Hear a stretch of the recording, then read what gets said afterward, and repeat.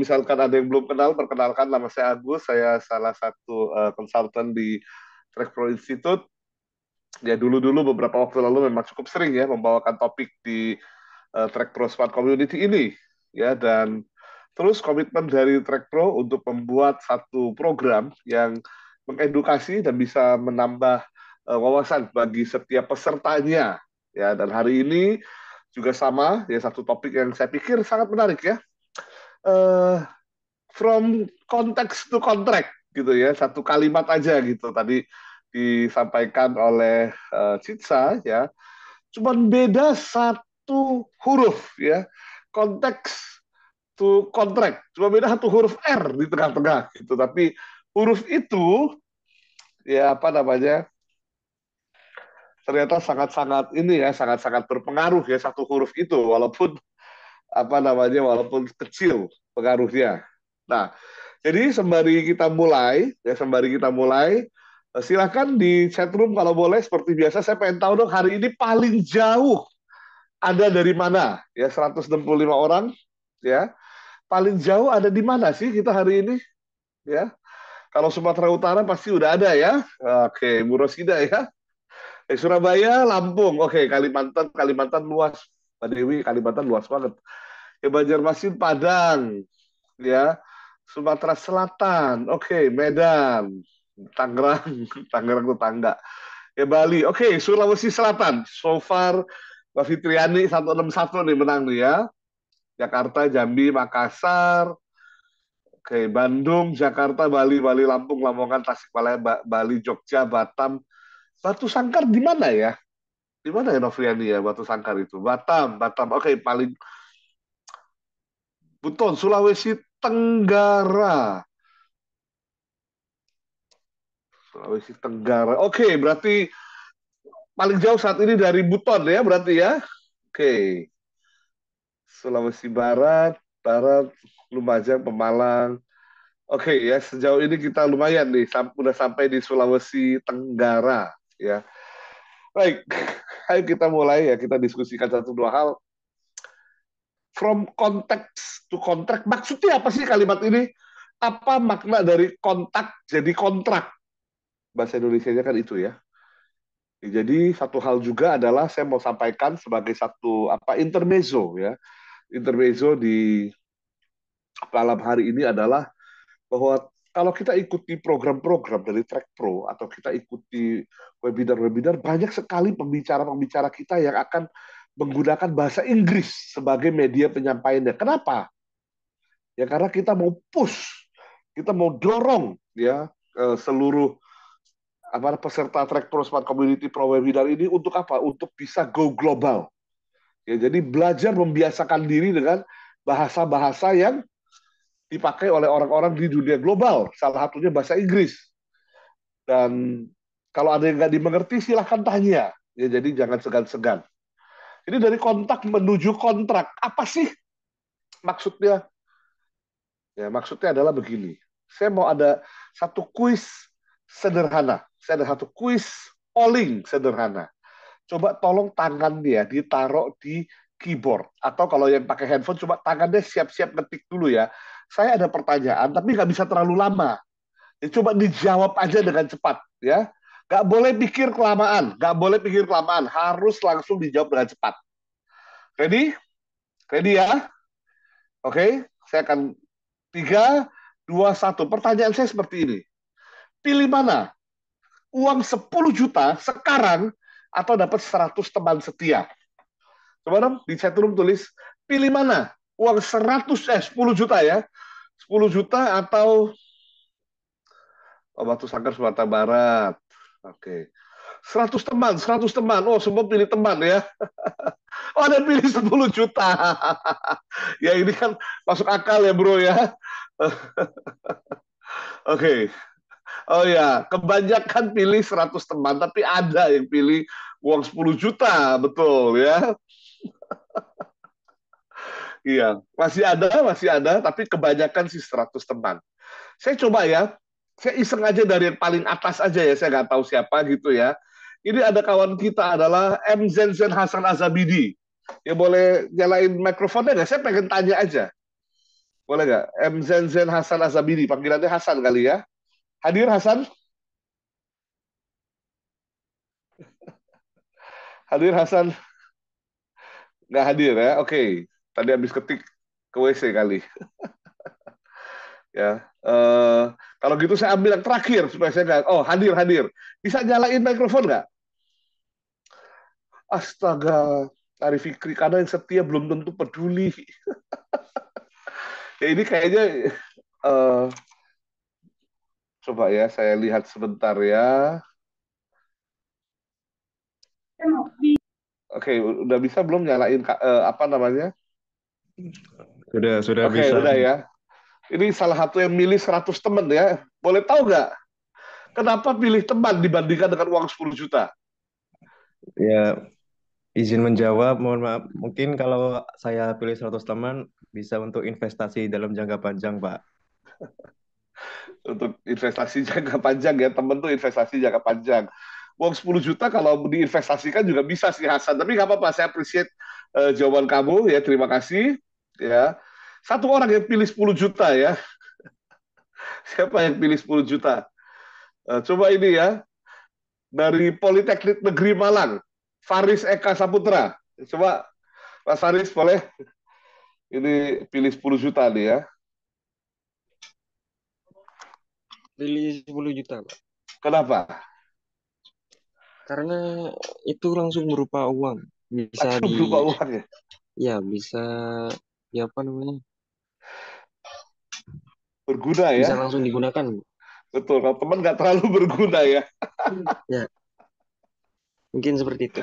Oke, oke, oke, oke. Tapi kalau saya lihat sekilas ya nanti kita hitung ya, tapi sebagian besar memilih 100 teman. Ya. Teman setia. Kalau saya juga pilih 100 teman setia. Tapi alasannya beda. Tadi sama Hasan beda alasan saya. Alasannya apa? Alasan saya gini, kalau kita punya teman 100 orang, setiap teman kita pinjam dulu 100 sama dapat 10 juta juga. Dan bisa diulang nanti bulan depan. Ya jadi apa namanya? 10 jutanya nggak habis-habis ya gitu selama temennya masih mau diutangin. Kan teman setia, ya harus bantu dong ya. Oke, tapi udah ini sedikit guyon ya. Tapi yang saya mau tunjukkan begini. Ada sebuah istilah ya. Istilah ini sebenarnya diambil dari sebuah buku. Istilahnya apa? Istilahnya begini. Your network is your net worth. Ya sama permainan kata ya, kayak kontak ke kontrak, sama-sama permainan kata aja. Tetapi menulis buku ini ya menggambarkan bahwa your network itu lingkungan kita itu apa namanya menentukan ya. Oh ya ini kata Hafiz, kalau 100 teman pengusaha saya pilih teman pengusaha 100 daripada 10 juta. Oke, baik juga ya. Ya, lingkungan kita ternyata menentukan apa? Net worth. Net worth itu apa? Net worth itu kalau kita terjemahkan langsung itu kekayaan. Tapi di sini saya nggak bicara soal kekayaan semata-mata uang, ya enggak. Tetapi your network, teman kita dengan siapa kita bergaul itu menentukan kesuksesan kita. Ada orang bicara begini, beritahu kepada saya buku apa yang kamu baca dan siapa temanmu dan aku akan beritahukan kepadamu masa depanmu. Saya pikir itu betul sekali. Ya, dengan siapa kita bergaul itu sangat-sangat menentukan kesuksesan baik dalam karir maupun di dalam semua hal yang penting dalam hidup kita. Kalian banyak mungkin yang masih dalam tahapan sekolah ya. Saya pikir apa namanya pasti masih dalam banyak sekolah, setuju itu ya.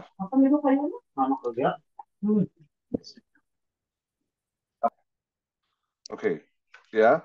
Eh, itu aja kalian udah tahu. Kalau temenan sama yang pinter, temenan sama yang rajin, temenan sama yang apa namanya berprestasi gitu ya. Biasa kecipratan sedikit-sedikit lah ya. minimal bisa lihat jawaban PR gitu ya, bukan nyontek ya, belajar bersama maksud saya ya. Bisa dapat jawaban PR, waktu belajar bisa dapat fotokopian catatan, kalau nggak lengkap punya kita, itu aja pengaruh gitu. Ya, apalagi di dalam lingkungan pekerjaan. Saya di dunia profesional, ya ini masuk ke tahun 21. Jadi kalian bisa tebak-tebak sendiri usia saya kira-kira usianya berapa. Saya sudah 21 tahun bekerja di lingkungan profesional. Dan selama 21 tahun bekerja, saya pernah pindah kerja beberapa kali. Saya pertama masuk ke sebuah bank nasional, ya. Lalu saya pindah ke sebuah perusahaan asing, lalu saya pindah kepada sebuah perusahaan lain yang sedang berkembang pada saat itu. Keluar dari sana, saya bersama beberapa kawan menjalankan sebuah perusahaan startup. Dari sana lalu saya diajak untuk mendirikan perusahaan consulting Track Pro Institute ini. Ya, selama 21 tahun. Perhatikan, dengar kata-kata saya terutama kalian yang masih muda. Ya, kalian lagi sebentar lagi akan cari kerjaan. Dengerin kata-kata saya. 21 tahun saya bekerja. Tidak ada pekerjaan yang saya jalani yang bukan berasal dari network saya. Saya ulangi ya. Banyak di antara kita cari kerja, gimana caranya? Banyak di antara kita cari kerja adalah kirimkan lamaran sebanyak-banyaknya ke segala tempat, terima panggilan satu persatu, lalu interview, lalu ikuti tes dan lain-lain ya. Syukur itu saya, kalau saya ngomongnya gimana biar supaya nggak terdengar salah dipahami ya, itu saya nggak jalani.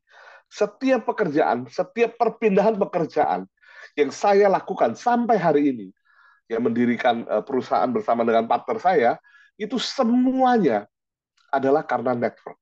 Tidak ada yang saya harus mulai dari nol. Ketika saya sampai di satu titik kesuksesan, datang tawaran berikutnya dari network saya. Ketika saya sampai di satu titik kesuksesan, datang tawaran berikutnya dari network saya. Bahkan ketika saya memutuskan untuk berhenti dari satu tempat, ya di hari saya berhenti, beberapa network saya, 3 orang tepatnya sudah mengirimkan tawaran. Come join us, kata mereka. Ya, dengan segala macam benefit yang ditawarkan. Nah, itu saya mau tekankan kepada kalian di awal, sebelum kita mulai di bahan materi ini ya, your network is very, very important to your success. Ya, jadi, saya nggak bilang orang yang apply kerja satu persatu itu salah, enggak ya, saya nggak bilang begitu. Saya juga nggak bilang mereka lebih lebih kurang mampu, enggak juga. Saya mau cerita dari sisi saya, bahwa punya network yang semakin luas dan semakin bermanfaat, itu ada sesuatu yang sangat positif. Jadi dari sekarang pilih-pilih teman. Bukannya pilih-pilih teman, nggak berteman dengan orang yang berbeda dari kita. Bukan, bukan. Kalian tahu saya nggak ngomongin itu. Ya, pilih teman. Ya, jangan cari teman-teman yang nggak ada faedahnya, yang kerjanya aneh-aneh ya, mabok-mabokan, balap-balapan apa, enggak. Fokus kalian sekarang udah harus terjun ke masyarakat, apalagi yang sudah profesional di sini ya. Kalian sudah ada di masyarakat, sudah memberi kontribusi, jadi sudah harus punya lingkaran pertemanan. Bahasa sekarang tuh keren ya, circle ya. Harus punya circle yang berfaedah. Oke, kita mulai ya. Kenapa networking itu sangat penting? Satu adalah karir kalian. Itu sangat-sangat dipengaruhi oleh network kalian. Jadi saya bilang, setiap poin kesuksesan ada yang menotis. Kalau kalian nggak punya circle, yang notice siapa? Yang notice cuma orang-orang di sekitar kalian. Ya, satu adalah sesama rekan kerja kalian, yang sering kali adalah saingan kalian. Satu lagi adalah apa? Yang satu lagi adalah mungkin atasan kalian, gitu, yang mungkin juga nggak mau langsung digantikan sama kalian. So, networking keluar dari lingkaran kalian itu sesuatu yang sangat penting. Expand, memperbesar opportunity dan memperbesar orang yang melihat kalian. Kalian kan kerja baik-baik, belajar baik-baik. Siapa yang lihat? Tuhan lihat, setuju, saya setuju ya, Tuhan lihat gitu ya. Tapi orang juga harus lihat, ya baru bisa datang tawaran-tawaran kesuksesan yang berikutnya. Yang kedua adalah apa? Semakin luas network kalian, semakin banyak knowledge yang kalian punya. Kali itu saya tekankan, nggak berhenti saya tekankan malam ini adalah pilih network yang benar. Ya, pilih network yang pengetahuannya bermanfaat. Jangan pilih network yang pengetahuannya ngawur gitu ya, nggak berfaedah gitu, nggak usah ya. Lalu apa? Kalau kalian di industri, ya kalau kalian perlu klien, ya apapun itu kalian ya, mau kalian adalah sales, mau kalian nanti buka usaha atau sekedar jualan sesuatu, atau kalian butuh bantuan, ya dari mana asalnya? Dari sana, dari network kalian, referral, orang-orang yang bisa bantu kalian, di refer dari mana? Dari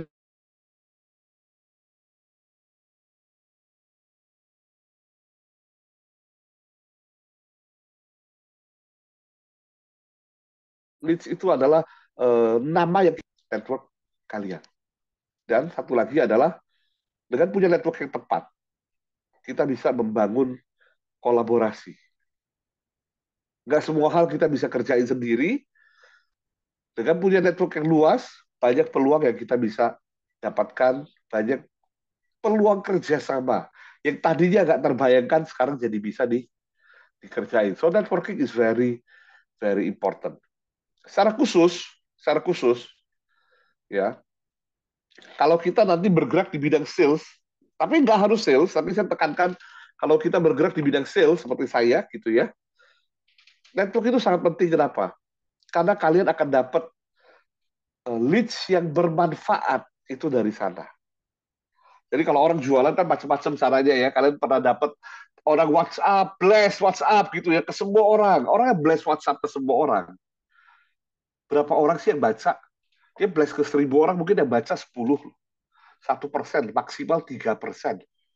Yang telepon, tawarin KTA, tawarin kartu kredit, tawarin pinjaman itu, telepon 100 orang dalam sehari loh. Belum tentu dapat yang mau beli. Kenapa? Karena nggak kenal. Ya, bahasa Indonesia punya peribahasa ya. Tak kenal maka tak sayang ya. Jadi sama prinsipnya gitu. Jadi kalau kita nggak kenal, kita jarang mau ladenin orangnya. Tapi kalau kita kenal, kita mau ladenin. Jadi bayangkan gitu ya, kalau misalnya siapa di sini ya, misalkan di sini ada yang namanya ini nih, Muhammad Galan Adiaksa gitu ya, Muhammad Galan Adiaksa gitu kan. Suatu hari dapat WhatsApp gitu ya, saya dapat WhatsApp gini, selamat siang Pak Agus, perkenalkan nama saya Nurul, saya adalah kawannya Muhammad Galan Adiaksa. Oh saya ingat, oh ya ini dia ya. Si Muhammad Galan ini adalah salah satu peserta ini di webinar saya nih, saya kenal dia di network saya nih. Kemungkinan saya mau ladenin si Nurul, ya kan? Tapi kalau saya nggak ada kalimat itu, mungkin saya, aduh siapa lagi nih, mau nawarin apa nih? Udahlah nanti dulu. So itu yang pertama. Yang kedua adalah kita bisa semakin tahu ya kebutuhan dari orang. Ya saya terusin aja ya.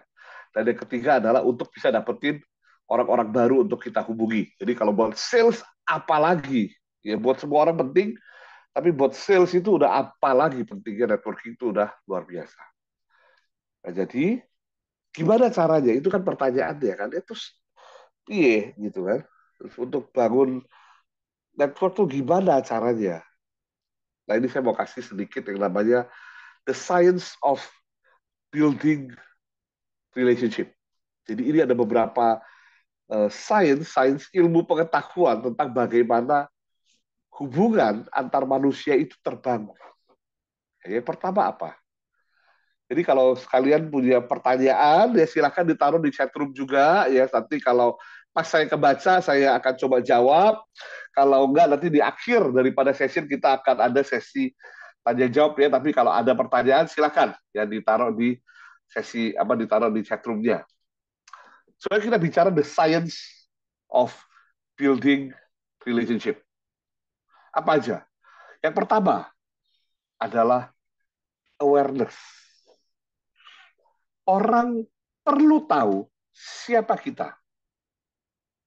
Dan orang perlu punya yang namanya common ground. Ya, common ground itu apa? Ya bukan kopi ya, bukan ya. Jadi gini, network ya. Orang bilang begini, network bukanlah siapa yang kamu kenal. Bukan. Network bukanlah siapa yang kamu kenal. Loh, jadi apa dong? Ya, nggak juga gini. Saya kenal siapa? Oh, saya kenal banyak orang. Saya kenal Bill Gates. Saya kenal apa namanya Elon Musk. Ya, saya kenal Tim Cook, ya CEO-nya Apple. Saya kenal Satya Nadella, CEO-nya Microsoft. Masalahnya apa? Tahu masalahnya? Masalahnya mereka nggak kenal saya. Saya kenal kenal ya semua juga saya kenal gitu ya, artis juga saya kenal semua gitu ya. Masalahnya mereka nggak kenal saya. Jadi sekali lagi network itu bukan tentang siapa yang kita kenal, tetapi adalah siapa yang mengenal diri kita. Ya itulah yang jadi poin pertama. Karena itu apa? Karena itu gimana cara kita bangun hubungan dengan sangat cepat. Yang pertama adalah perkenalkan diri kita dan harus punya yang namanya common ground. Common ground itu apa? Common ground itu adalah kesamaan. Intinya itu dulu aja, kesamaan. Orang itu suka sama orang yang lain dan punya kesamaan sama dia. Ya, itu fakta. Dan itu bukan fakta aja, itu adalah sains, itu adalah ilmu pengetahuan. Gitu. Itu adalah cara kerja otak. Itu adalah apa bagaimana program dalam diri manusia itu bekerja. Orang suka sama yang punya kesamaan sama dia. Contoh, ya. Uh, belum apa-apa gitu ya. Saya udah punya merasakan kedekatan sama apa? Sama teman-teman yang sama-sama dari Sumatera Utara. Kenapa? Karena walaupun saya domisili di Jakarta sudah sekian puluh tahun gitu ya, tetapi kalau kita bilang kampung halaman, ya kampung halaman saya di Medan. Walaupun saudara di situ juga udah tinggal sedikit sekali gitu ya, semuanya juga udah di Jakarta. Tapi kalau ngomong Medan tuh somehow eh, perasaannya lain gitu ya. Dan bahkan logat saya pun udah hilang, logat saya pun udah lebih mirip orang Jawa sekarang ya. Tapi kalau dengar kata Medan, ya saya dari Medan. Waduh, langsung rasanya hatinya tergerak gitu. Apalagi kalau nanti dilanjutkan pembicaraan bisa ngomong dari daerah mana, ya suka makan apa di sana, ya dan lain-lain itu common ground. Ya seperti frekuensi, benar. Ya kata Ain, frekuensinya nyambung gitu. Nah itu yang kita harus cari. Nah tunggu dulu, itu kan alamiah ya, alamiah. Yes and no. Maksudnya gimana? Maksudnya gini, kalau kita mau approach orang tertentu, kita mau dekat sama orang tertentu, kita mau bernetwork, ya berrelasi sama orang ini, nggak bisa kita serahkan pada nasib, nggak bisa. Jadi kita nggak bisa langsung temui, langsung kenalan, berharap nanti ada kesamaan muncul dari pembicaraan, nggak bisa, nggak gitu caranya. Gimana caranya? Ya kita harus melakukan riset terlebih dahulu. Misalnya, kita mau kenalan nih sama orang dari apa jurusan sebelah atau orang dari divisi sebelah. Tolong jangan langsung disamperin, tapi di riset dulu. Orang ini siapa? Asalnya dari mana? Ya, saya kasih sebuah contoh ya. Saya kasih sebuah contoh. Kemarin baru saya akan berjumpa dengan seseorang. Ya, ternyata dia dari Surabaya dan dia bergerak di sebuah industri makanan. Ya, saya bersama dengan Bu Citsa di sini akan temui orang tersebut. Ini true story baru terjadi 1 hari yang lalu kemarin. Ketika saya akan berjumpa dengan dia, saya terlebih dahulu saya riset ya mengenai dia kerja di mana, ya lalu apa, lalu brand-brand yang dia pegang itu apa aja. Lalu setelah saya riset mengenai hal itu, saya udah tahu, saya boleh gali ikatan saya pertama. Brand-brand ini pernah saya jumpai di mana ya? Ya saya boleh ingat, saya boleh ambil beberapa fakta. Ya, ketika saya lalu ketemu dengan orang ya, lalu saya tanya hal yang saya udah tahu, saya tanya dari brand apa aja Pak. Dia sebutkan sebuah brand dari Australia. Terus saya langsung tahu, saya langsung ajak dia bicara. Oh ya brand ini bukankah dulu ya Pak ya pernah masuk ke Indonesia ya? Dulu dekat tempat saya ada outletnya Pak. Terus dia bilang, oh iya betul. Cuma dulu bukan saya yang pegang, dulu yang pegang orang lain. Mereka melakukan ini dan itu. Langsung nyambung. Kenapa? Karena saya kerjain PR. Karena saya riset, bukan karena saya tiba-tiba dia ngomong saya jadi maha tahu, saya langsung punya bayangan. Itu pentingnya untuk menemukan common ground. Ya, itu yang pertama. Yang kedua adalah apa? Setelah kenalan, dia harus percaya sama kita. Gimana cara dia percaya sama kita? Gak ada pilihan. Caranya adalah bangun yang namanya kredibilitas. Apa yang kita ucapkan, semua yang dia dengar kita ucapkan dan kita janjikan, harus kita buktikan. Kalau kita bilang kita mau melakukan sesuatu, tolong dilakukan. Kalau kita bilang kita akan memberikan dia sesuatu, tolong diberikan. Kalau kita bilang kita akan bantu dia sesuatu, tolong dilakukan. Itu yang kedua. Bangun trust. Ya. Barulah setelah itu kita bisa mencari peluang bersama-sama. Ya, jadi urutannya nggak bisa dibalik. Nggak bisa dari kita paling sebel tuh apa sih?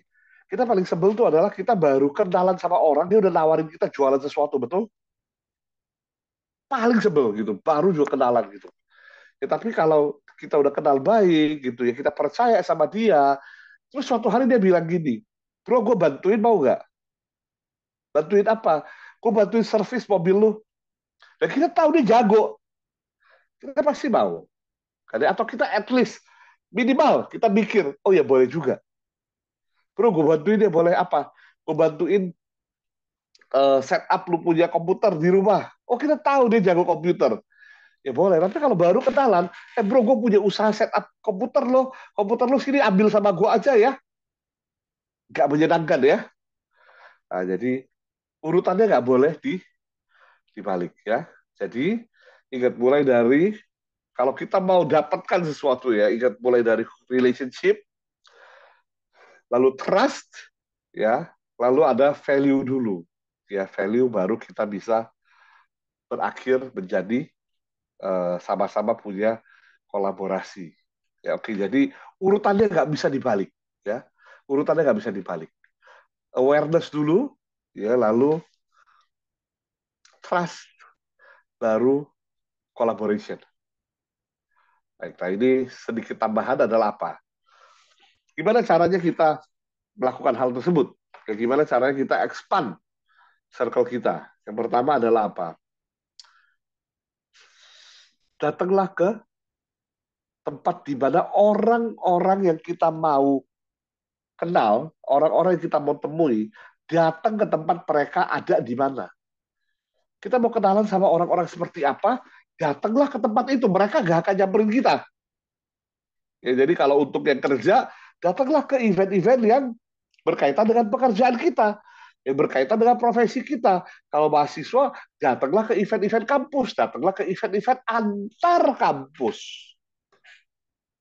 Gak bisa introvert, kan biasa begitu ya. Gak ada hubungannya.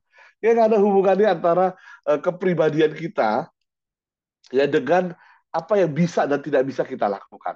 Orang introvert bisa nggak bersosialisasi? Bisa. Kenapa? Karena bersosialisasi yang diperlukan adalah interpersonal skill. Ya nggak ada hubungan sama personality.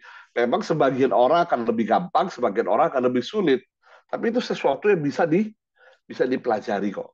Ya, jadi jangan gara-gara. Ya jangan mentang-mentang ngakunya. Itu pun ngakunya ya, tes dulu baru tahu kan benar atau enggak kan. Ngakunya si paling introvert terus jadi nggak bisa. Ya nggak ada begitu. Yang kedua apa? Yang kedua, ayo sekarang ini saya yakin kalau yang bagian ini mungkin udah oke ya semua ya. Mungkin saya malah nasihat ini harus berikan kepada yang usianya udah lebih lanjut gitu apa. Sosial media tolong dipakai. Di situ kita bisa cari orang, di situ orang juga bisa cari kita, ya. Terus minimal sekarang kan kita udah pasti punya circle sendiri. Minimal lah, ya. Minimal punya keluarga lah. Minimal sekali punya keluarga. Dimanfaatkan untuk perluas circle kita. Ya minimal dari sana dulu aja. Ya keluarga minta ditemui dengan orang-orang yang sedikit lebih luas. Nanti kalau udah sedikit lebih luas, sedikit lagi lebih luas. Kalau udah sedikit lagi lebih luas, sedikit lagi lebih luas, akhirnya akan jadi sangat luas. Ya, dan kenalan dengan orang baru harus di follow up, ya. Orang baru dengan teman lama tuh beda.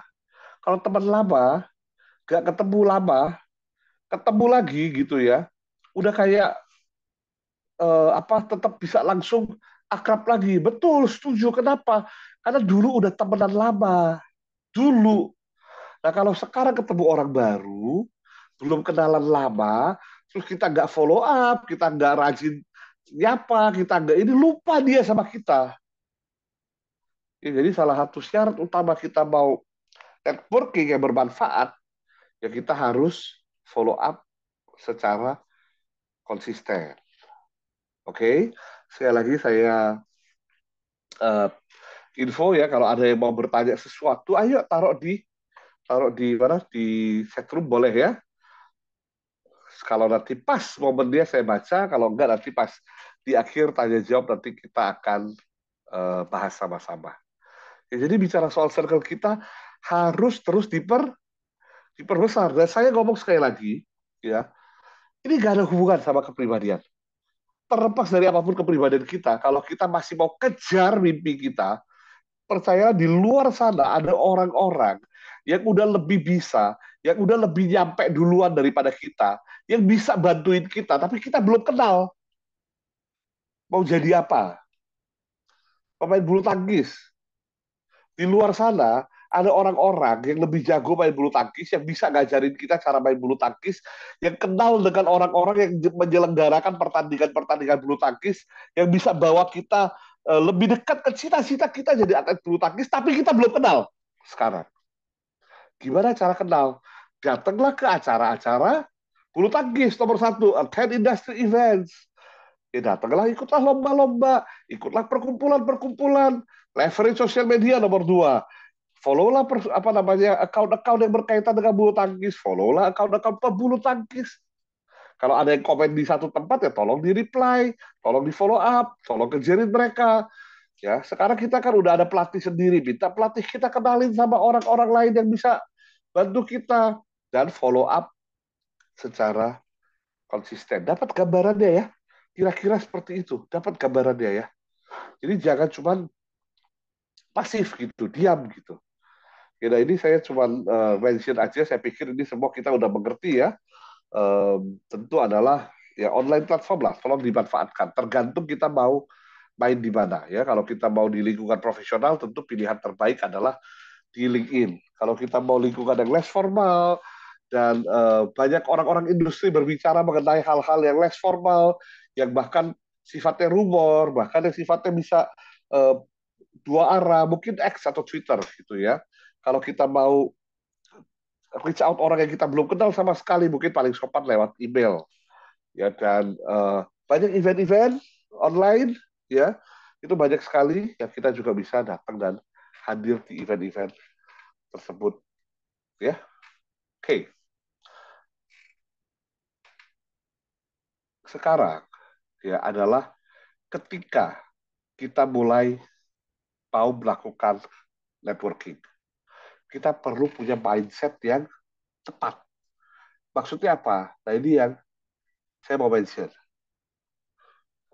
Saya ngerti, saya tadi bicara soal apa? Expand your circle ya, tadi saya bilang ya. Circle kita tolong digedein. Setuju, setuju, ya setuju. Tujuannya apa? Tujuannya kita kan ada cita-cita yang kita mau kejar kan ya. Betul gitu ya. Kita ada bilang tuh, networking for success gitu kan. Tadi kita ada bilang apa? Kenapa networking penting? Karena kita punya tujuan-tujuan, kita punya goal-goal yang kita mau capai dengan networking. Setuju. Ya kita udah bahas tadi Pak, tadi barusan. Tetapi ketika kita nanti benar-benar hadir gitu ya, ketika nanti kita benar-benar akan melakukan networking, nah ini yang saya mau sampaikan. Ini ada mindset yang kita harus miliki. Kalau kita, tadi kan saya bilang ada urutannya ya ada urutannya memang perlu dilakukan, tapi untuk melakukannya perlu sambil punya satu mindset yang tepat. Kalau sampai nggak tepat mindset kita, itu sangat berbahaya. Ya kita akan terlihat sebagai orang yang Culas ya, culas, tahu culas gak?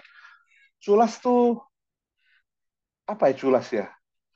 Hanya mementingkan keinginan ya, kepentingan sendiri gitu, egois. Ya, jadi mindsetnya yang benar dulu. Yang pertama apa? Yang pertama adalah shift fokus kita. Ketika kita pertama mulai membangun network, tolong fokus kita pada bagaimana kita bisa give something kepada orang. Jangan cuma bagaimana kita bisa minta. Ingat, collaboration itu kan adalah apa? Kedua belah pihak sama-sama punya keuntungan. Gak cuma kita doang. Kalau kita cari teman yang hanya menguntungkan diri kita, ya tentu nanti banyak yang nggak mau jadi teman kita ya. Jadi itu yang pertama. Pikir dulu, kita bisa ngasih apa buat orang ini. Minimal sekali apa? Minimal banget. Paling minimal. Kita bisa jadi teman dia. Kita bisa kasih dia companionship. Kita bisa kasih dia orang untuk bertukar pikiran. Itu minimal. Ya, tapi lebih dari itu, value apa yang kita bisa bawa untuk orang tersebut. Yang kedua,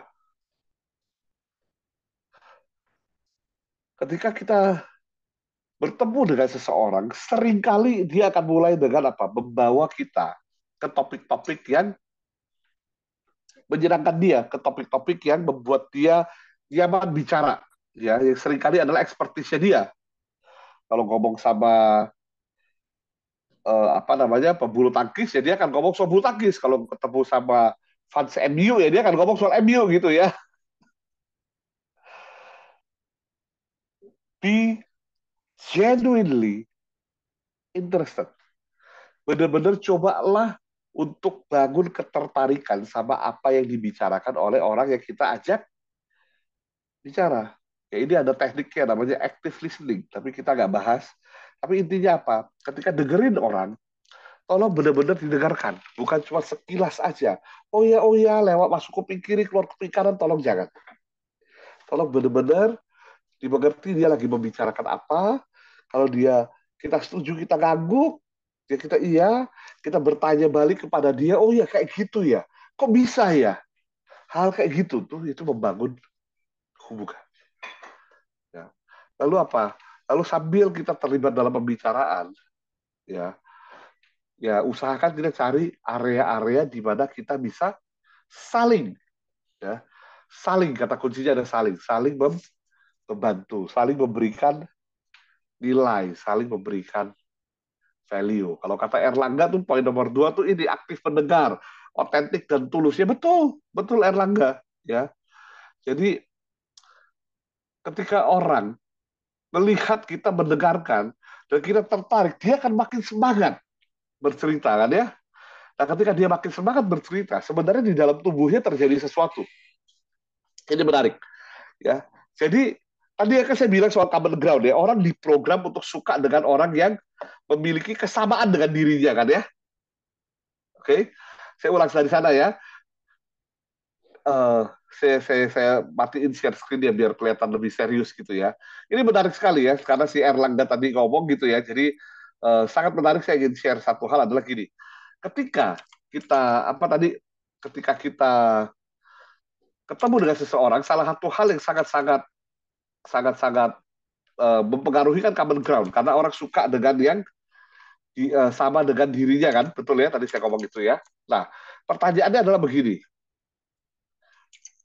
ketika dia lagi cerita, lalu kita menunjukkan ketertarikan nih, gitu ya. Kita menunjukkan ketertarikan, sebenarnya apa yang terjadi? Sebenarnya yang terjadi adalah dia mulai proses diri kita. Ya, oh ini orang ternyata punya ketertarikan yang sama nih dengan yang saya lagi ceritain nih. Ya, topik ini yang saya lagi suka banget, dia nanya balik, dia dengerin. Oh ini sama nih, ternyata nih kita punya apa tadi frekuensi ya. Dan ketika hal itu terjadi, di dalam badan dia sebenarnya dia mulai memproses sesuatu yang namanya happy hormone ya, hormon kebahagiaan lah ya. Itu ada beberapa, itu ada oksitosin dan ada yang namanya serotonin. Dia akan mulai terikat ya, dia akan mulai terikat sama kita ya. Kelak nanti ya, betul kalau kata Nurul ya, kelak nanti mulai refleks gerakan tubuh, tatapan mata itu terbawa suasana, betul arahnya nanti ke sana. Mulai dari mana? Mulai dari perubahan hormon dalam dalam tubuh ya. Jadi eh, Ini sangat penting sekali, ya, menunjukkan ketertarikan bisa menghasilkan dampak-dampak seperti seperti yang tadi saya katakan. Ya, jadi makin seru gitu. Contohnya ini, ketika muncul pertanyaan gitu, ketika muncul respon dari chatroom gitu ya, semangat saya nambah nih. Kenapa? Karena badan saya mulai bereaksi nih, mulai menghasilkan hormon-hormon yang membuat saya lebih bersemangat. Ya, salah satu diantaranya adalah oksitosin dan serotonin. Ya, ini nanti mudah-mudahan kapan-kapan kita bahas lebih detail. Ya, oke, ya sampai mana tadi ya? Sampai sini ya. Dan yang satu lagi adalah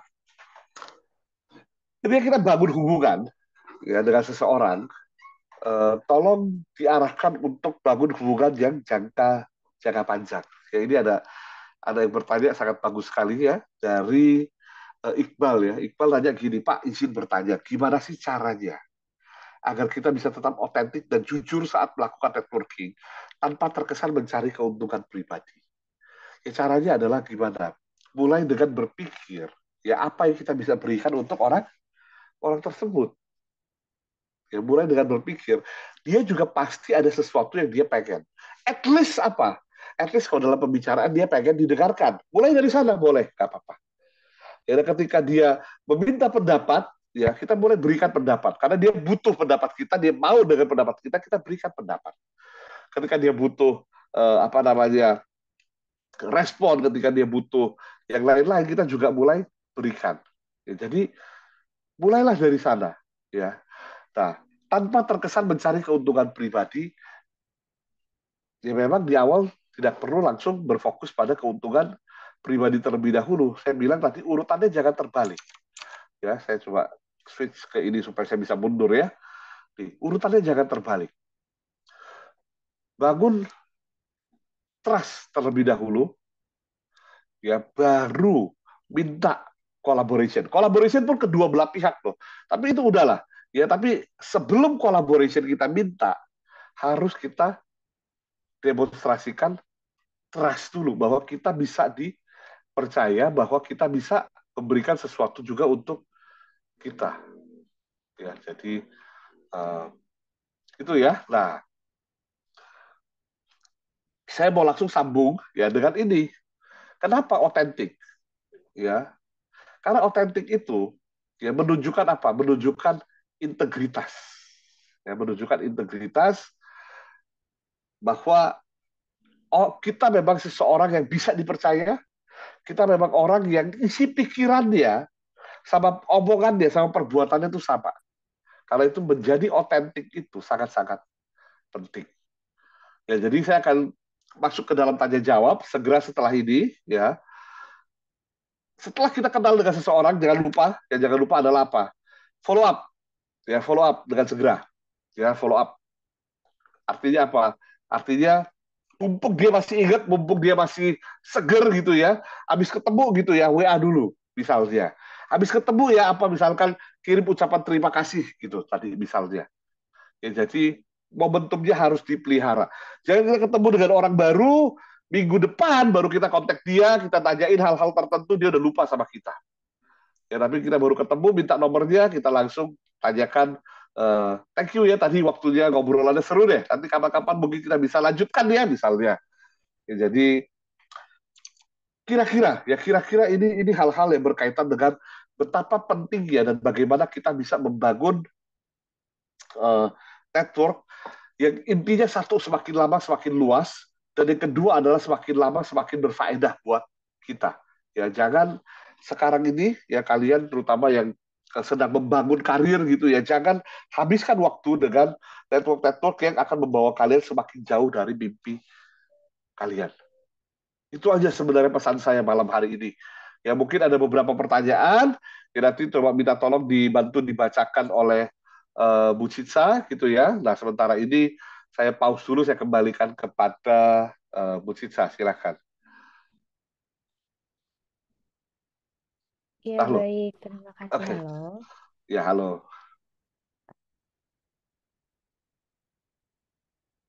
Oke, mungkin ini ada beberapa pertanyaan ya, Pak ya. Yang pertama, Bagaimana sih cara agar kita bisa tetap otentik dan jujur saat melakukan networking tanpa terkesan mencari keuntungan pribadi? Itu udah tadi ya. Tadi Ah, sudah. Iqbal ya. Oke, yang selanjutnya ada dari Erlangga. Pak, izin bertanya, apakah kualitas eh, apakah kualitas jaringan lebih penting daripada kuantitas dan bagaimana menyeimbangkan keduanya?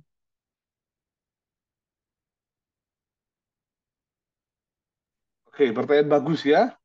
Eh, kualitas jaringan lebih penting daripada kuantitas atau tidak gitu ya. Ah, saya kalau ditanya begitu gini, idealnya adalah apa? Idealnya adalah dapat jaringannya banyak dan berkualitas semua ya idealnya gitu ya. Tapi kan seringkali harus pilih. Ya karena kenapa? Waktu kita kan terbatas ya. Waktu kita terbatas, nggak setiap orang perlu kita temui. Ya kita harus pikir akhirnya kita mau lakukan apa. Saya pilih kualitas. Saya pilih waktu saya dipakai untuk membangun hubungan yang lebih mendalam dengan orang yang lebih tepat daripada membangun banyak sekali hubungan, tetapi belum tentu dengan orang yang tepat dan hanya di permukaan aja. Jadi ketika kita grow circle kita, nggak usah terbebani harus luas sekali gitu ya, nggak perlu ya, tetapi bisa pelan-pelan ya kita bangun mendalam, bertambah, tapi mendalam, lalu bertambah lagi, tapi mendalam, lalu bertambah lagi mendalam. Nggak usah sekaligus banyak, tetapi semuanya hanya di permukaan. Ya kalau buat saya seperti itu ya. Ini dari siapa sih? Dari Erlangga ya. Dari Erlangga. Oke, setuju. Ya. Bagaimana menyeimbangkan keduanya? Oh ya seperti tadi ya, nggak perlu dipikirkan ya, bukan terlalu jauh. Yang penting apa? Ketemu dengan orang yang tepat, bangun hubungan yang bermakna. Ya, oke, silakan. Ini ada satu pertanyaan saya baca nih ya Bu Cit saya. Tapi saya nggak ngerti pertanyaannya, mungkin boleh ditulis ulang nggak ya? Dari Ainun Zaria. Bagaimana jika kita tidak dapat feedback sama dengan apa yang kita lakukan ke orang itu? Ini saya nggak paham maksud pertanyaannya. Mungkin kalau mau dituliskan ulang boleh ya, Ainun Zaria ya. Oke, silakan lanjut. Mungkin saya bisa ini Pak, saya sedikit mengerti deh kayaknya dari pertanyaan Ainun. Coba gimana gimana? Jadi kan bagaimana jika kita tidak dapat feedback yang sama dengan apa yang kita lakukan ke orang itu. Jadi mungkin kita sudah memberikan banyak eh, saran atau banyak perlakuan kepada seorang, tapi ternyata orang itu tidak melakukan hal yang sama ke kita gitu sih Pak, sepertinya. Kalau begitu ya benar ya. Coba kalau benar diiyain, kalau nggak benar tolong diperbaiki gitu ya. Tapi buat saya begini, kita baik sama orang, ya tergantung siapa ya. Kita baik sama orang itu kewajiban, ya. Jadi nggak perlu juga harus meminta balik apa namanya meminta balik uh, respon yang sama gitu ya. Kalau kita dalam hubungan selalu ada yang lebih lebih memberi dan selalu ada yang kurang memberinya. It's okay, it's fine, itu natural gitu ya. Jadi jangan terlalu berekspektasi orang harus harus ikutin kita punya gaya, nggak harus ya. Pikir-pikir baik-baik niatan kita apa berteman dengan orang tersebut. Kalau memang kita mau berteman dengan tulus aja ya it's fine, it's okay. Kalau kita butuh sesuatu dan dia nggak bisa berikan dan kita putuskan udah nggak mau lagi berteman sedalam itu, ya it's fine juga, nggak masalah. Ya, jadi intinya adalah ini, jangan terlalu cepat mengambil keputusan. Kenapa? Berbuat baik sama orang itu kewajiban kita. Ya dia tidak perlu, tidak harus, tidak wajib membalas kita dengan eh, apa dengan perlakuan yang sama ya.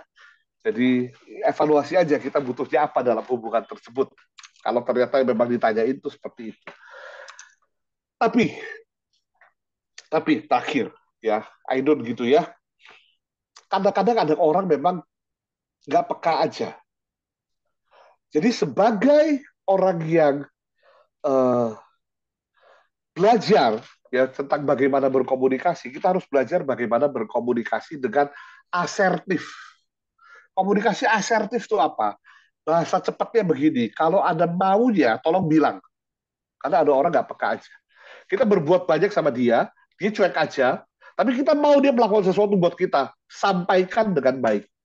Bro, tolong dong, lu juga sekali-kali boleh bayar makan kita, nggak usah gue yang mulu bayar gitu. Misalnya, itu komunikasi yang asertif.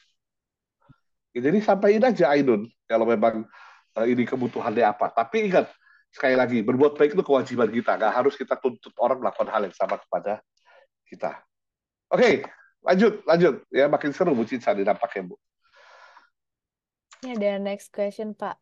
Sebenarnya dalam dunia pekerjaan itu berapa sih proporsi networking dan juga pengalaman? Dari Maksudnya apa juga Akmal, tuh? mungkin berapa proporsi yang kita butuhkan untuk mencari networking dan berapa porsi yang kita harus punyai, pengalaman yang harus kita punyai. Sebenarnya seperti itu sih, Pak.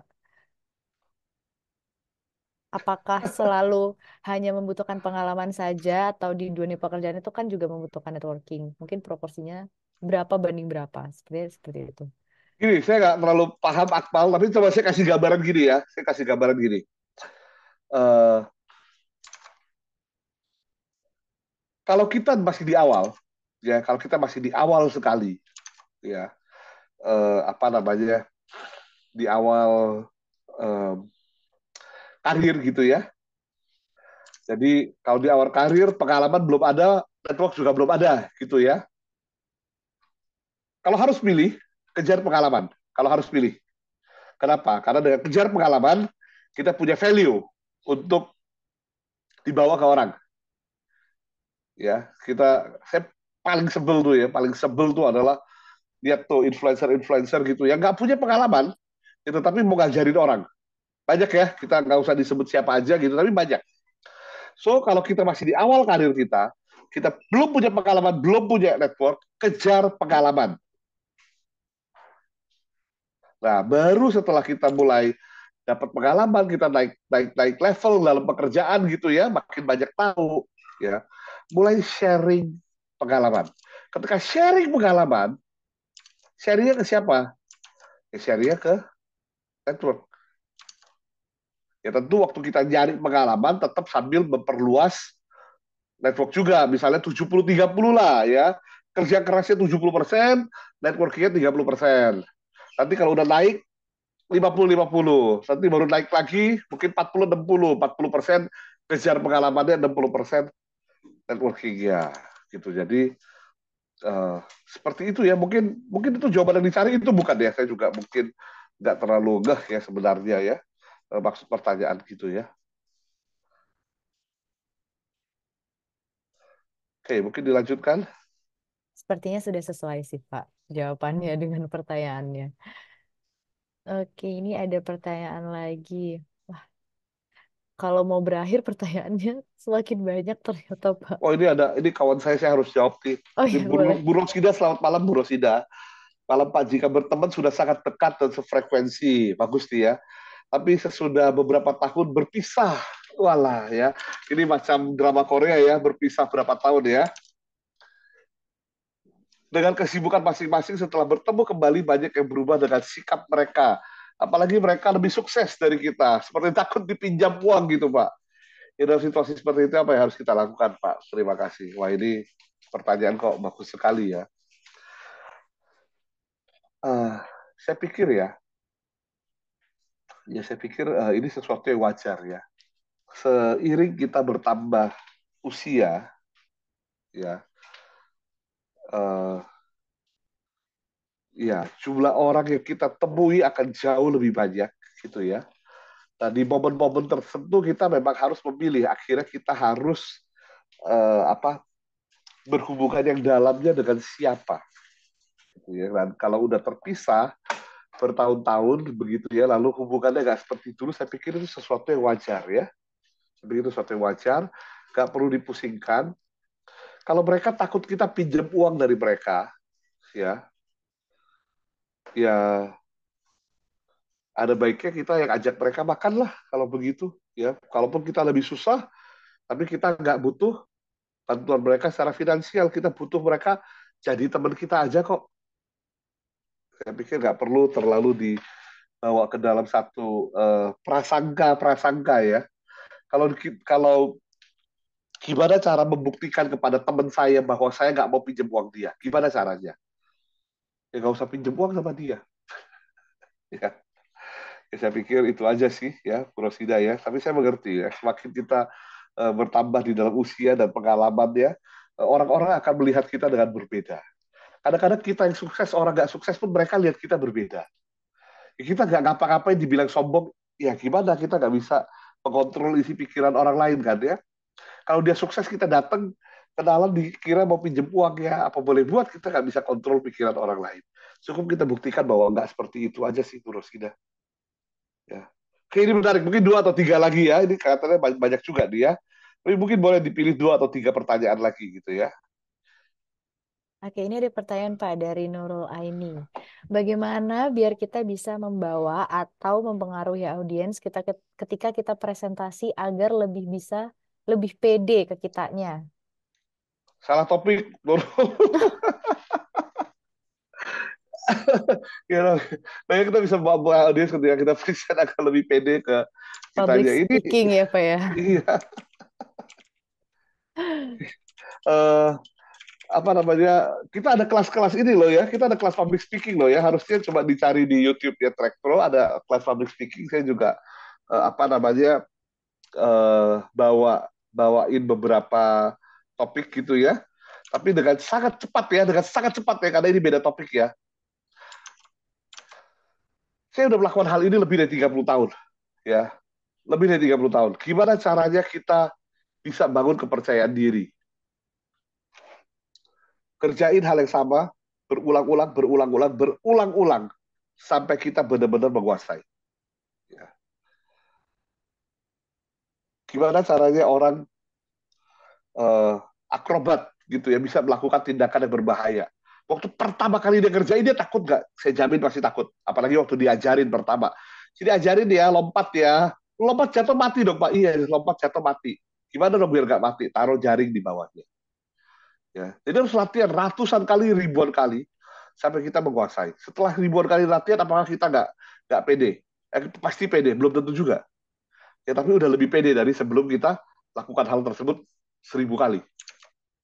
Ya, jadi satu, uh, prepare yang baik, sebaik-baiknya, latihan terus-menerus.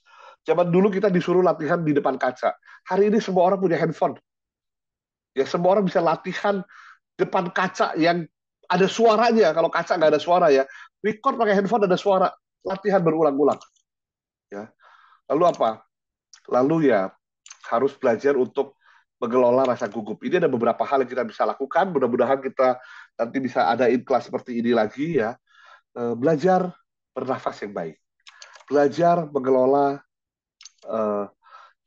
image dalam pikiran kita. Itu ada hal-hal yang kita bisa lakukan untuk bangun kepercayaan diri. Ya. Dan ada beberapa mindset sih mengenai public speaking yang kita perlu kuasai. Ya, misalnya salah satunya adalah orang nggak mau lihat kita gagal kok. Orang mau lihat kita sukses kok. Ya, contoh kita nonton film gitu ya. Sebelum kita nonton kita nggak tahu filmnya bagus atau enggak. Tapi kita bayar untuk nonton. Dan kita berharap dalam hati kita filmnya bagus. Betul? Ya, jadi sama ketika kita ada kesempatan untuk public speaking di perusahaan, di klien, di kelas, orang-orang yang ada tuh sebenarnya mau lihat kita sukses kok. Ya, jadi kita perlu cara mengelola mindset kita. Tapi saya mohon maaf, saya nggak bisa bahas itu dalam hari ini karena topiknya agak beda gitu ya. Mungkin satu, dua pertanyaan lagi, dua lah ya. Udah jam 8 nih. Dijawab dengan cepat aja, silakan. Pak, ini ada yang menarik. Pak, adakah saran buat ngajak orang yang sangat introvert? Soalnya rasanya ngeselin sekali. Ngajak ngobrol orang introvert, Pak.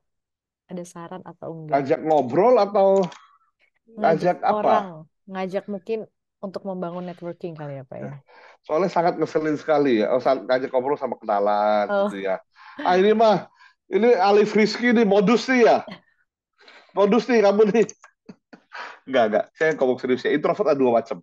Introvert ada introvert yang reflektif, itu akan lebih susah. Ya. Ada yang namanya introvert yang reflektif, itu orang-orang yang comply gitu ya. Itu terus terang akan lebih susah. Ada introvert yang lebih suportif, yang lebih steady namanya, ya. Itu lebih gampang.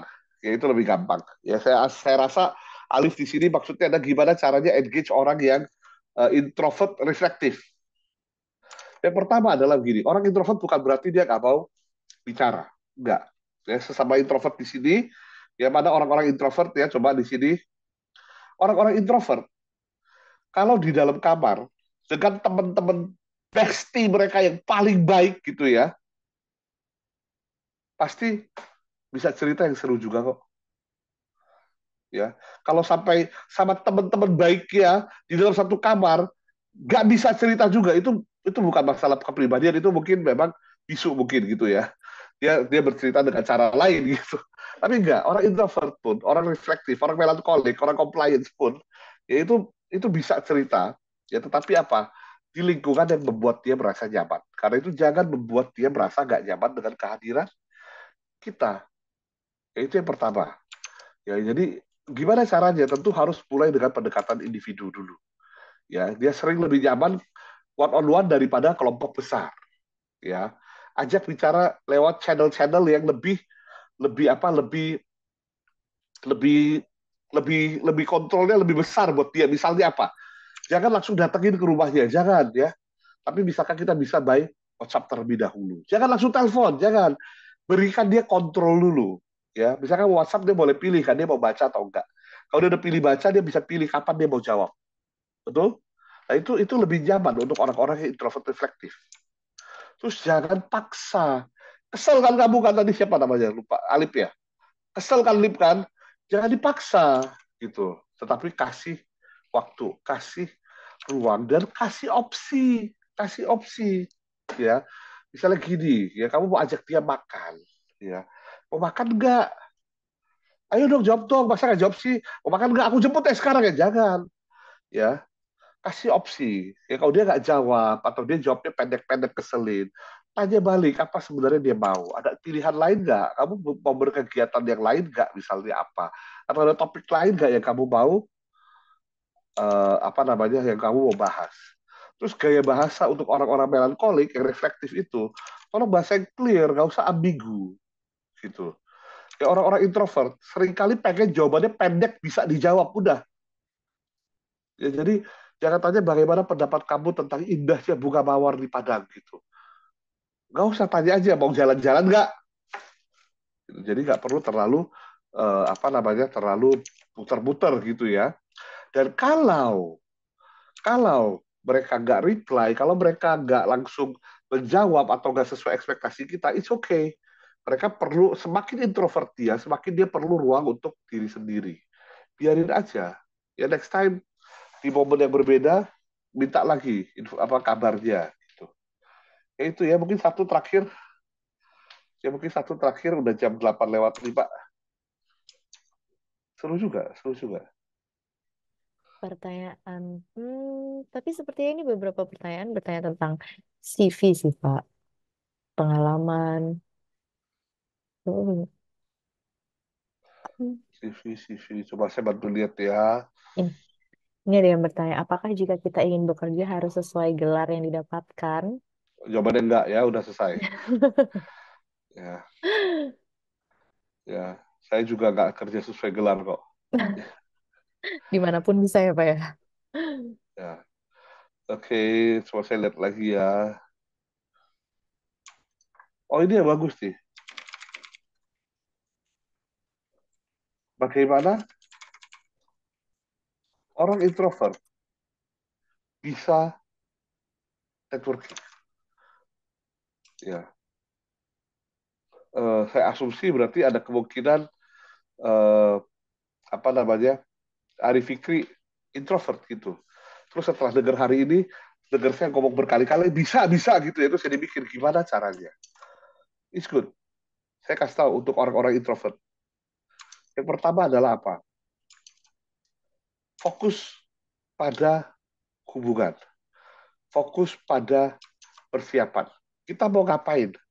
Orang introvert, salah satu hal yang paling dihindari adalah apa? Pergi ke kawinan. Apalagi kawinan mantan ya. Ya, enggak ya. Kalau kawinan mantan udah lah ya. Ya kalau pergi kawinan gitu ya, diajak teman, diajak orang tua, diajak siapa gitu ya. Kita udah paling males orang-orang introvert gitu ya. Jadi apa yang kita bisa lakukan? Cari target persiapan. Cari satu dua orang yang kita tahu ya ada di sana dan kita tahu dia punya circle yang oke. Jadi kalau saya mau disuruh datang ke sana dan saya introvert, saya akan tanya dulu teman-teman saya yang lain siapa aja yang hadir. Jadi minimal saya tahu saya nggak sendirian. Yang kedua adalah apa? Yang kedua adalah saya akan persiapkan beberapa topik pembicaraan dari awal. Misalnya kalau ini kawinan teman kuliah gitu ya, saya akan mulai siapin beberapa topik kejadian-kejadian seru pada saat kuliah apa aja. Teman-teman kita waktu kuliah siapa aja. Saya udah siapin dulu sebelumnya. Jadi ketika saya ketemu sama orang, baru maupun orang lama gitu ya, teman lama, ketika kita bicara sesuatu, saya udah punya topik-topiknya. Oh ya, kayak ini ternyata anggota keluarganya ya. Tahu nggak dulu di kampus ada cerita ini misalnya. Jadi persiapkan diri dengan baik. Topiknya udah disiapkan dulu ya. Terus apa? Terus begitu kita berhasil engage seseorang, ya pasang senyum paling manis, lalu banyak mendengarkan. Orang yang banyak mendengarkan justru malah akan lebih gampang disukai daripada orang yang banyak ngomong kok. Orang introvert tuh lebih gampang disukai kok sebenarnya, ya dibandingkan orang yang banyak ngomong. Jadi eh, jangan terlalu ini. Ketika udah mulai lelah, ketika energinya mulai terhamburkan gitu karena ketemu orang, pergi ke toilet. Di situ cuci muka, di situ tenang-tenang dulu. Ya kalau yang wanita rapikan make up, kalau yang pria eh, santai-santai sedikit cuci muka dan lain-lain gitu ya. Ambil waktu, gak perlu buru-buru kembali ke tempat keramaian. Ya, jadi gak masalah. Ya orang introvert, ayo kamu bisa. Oke, aku kan ini gara-gara orang besar aku. Ya ini saya pause dulu sampai sini ya, makin seru ya. Kalau memang tertarik gitu ya, ayo kita nanti next ada beberapa minggu lagi kita bikin lagi lanjutannya untuk networking gitu ya. Nanti ketika isi